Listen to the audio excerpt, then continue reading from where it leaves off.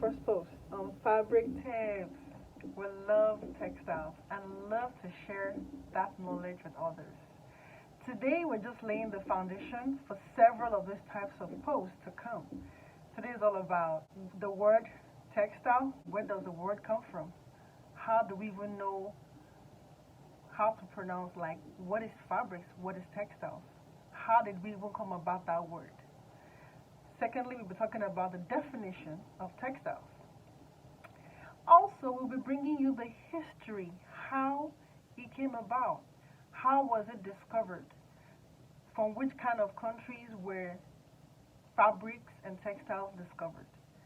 So, not to bore you with long posts, we'll get right into it.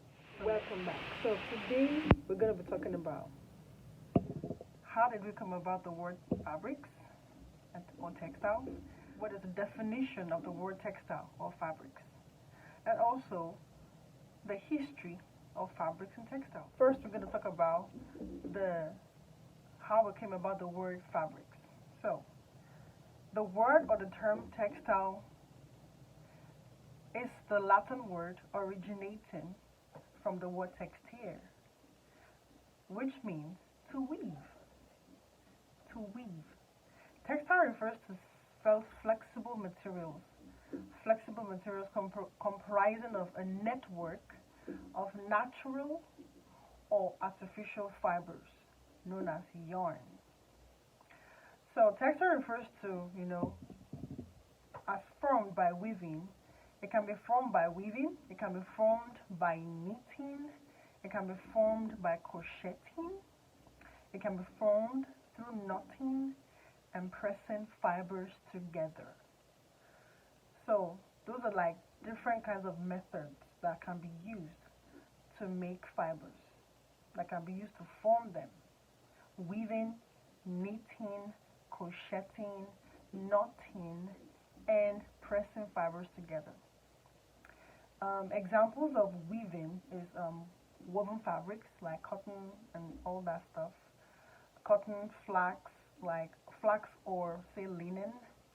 Knitting is all our sweaters that you see that you put on during the winter. Crocheting can also be in that line when you crochet like hats, the beanies, and all that. Knotting, I'm not too sure about that, but I think mostly knotting also has to do with some kind of crocheting and knitting. And also pressing fibers together. I've seen that done before from one of my mentors that I've worked with before, Elizabeth Ania by name. That's a company, and she's here in Dallas. So she uses the method of pressing silk and wool together to make a fabric, which makes it so unique. The fabric comes out so different, like something you can't find anywhere. So she makes it by herself.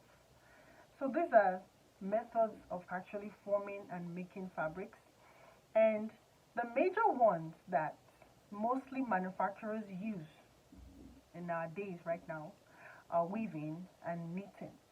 So weaving or interlacing yarns in the most common process used are the most common process used to create fabrics.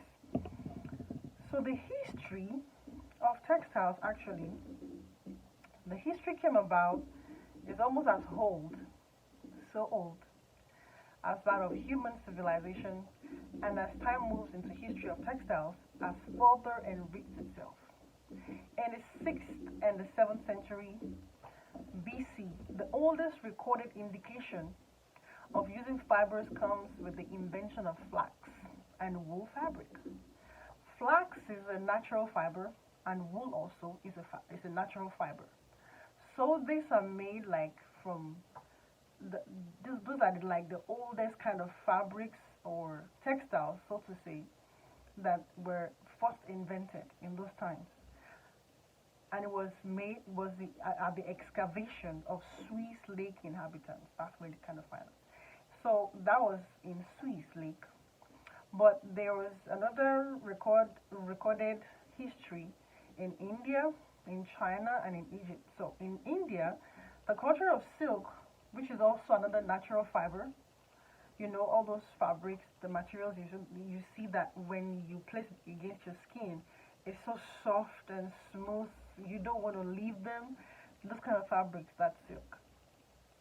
They were introduced in 400 AD while spinning of cotton traces back to 3000 BC.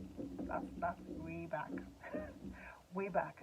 In China, the discovery and consequent development of sericulture and spin silk methods got initiated at 2640 BC.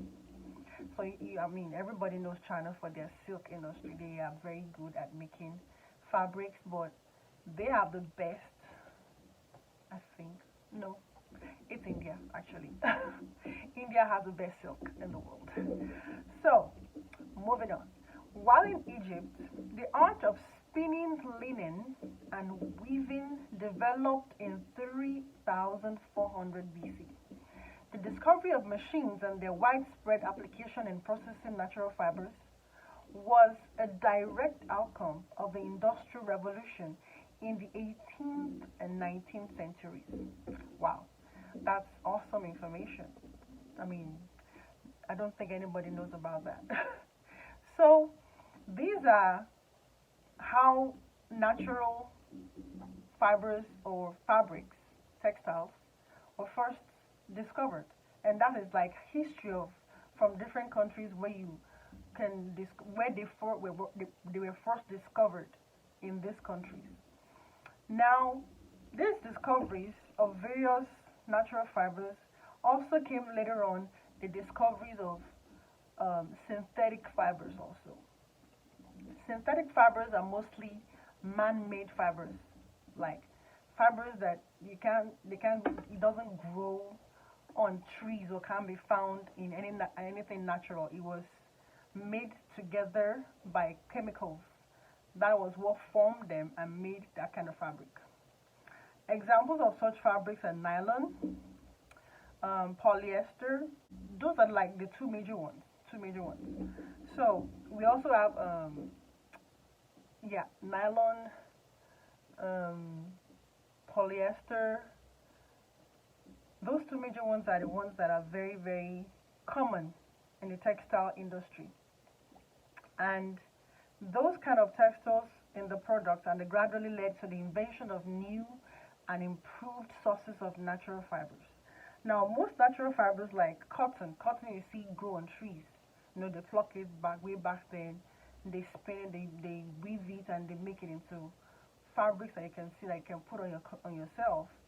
But synthetic fibers, they cannot be grown on trees. They usually come they are made from chemicals. So that's why they call them man-made fibers. So the development of transportation and communication facilities facilitated the path of transaction of localized skills and textile art among various countries. So such things like all these kind of fabrics helped countries to come together, you know, trade between China and all other countries. So they see, okay, we have this, you know, we can trade with you.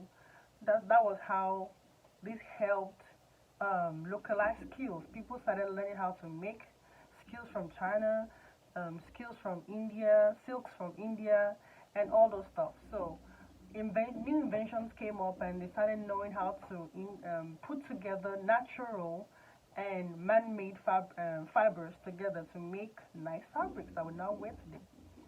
So I hope with this little information that I've given you, I hope it's going to help you in your decision when you go to the market or to your supplier once again to get fabrics, so that you have some knowledge about what you're buying. And see you in the next post that we're going to be talking about types of fibers. Yay! Hey, please like, share, and follow our YouTube channel. Also, follow us on Instagram and Facebook. Thank you. This is House of Hannah. Bye.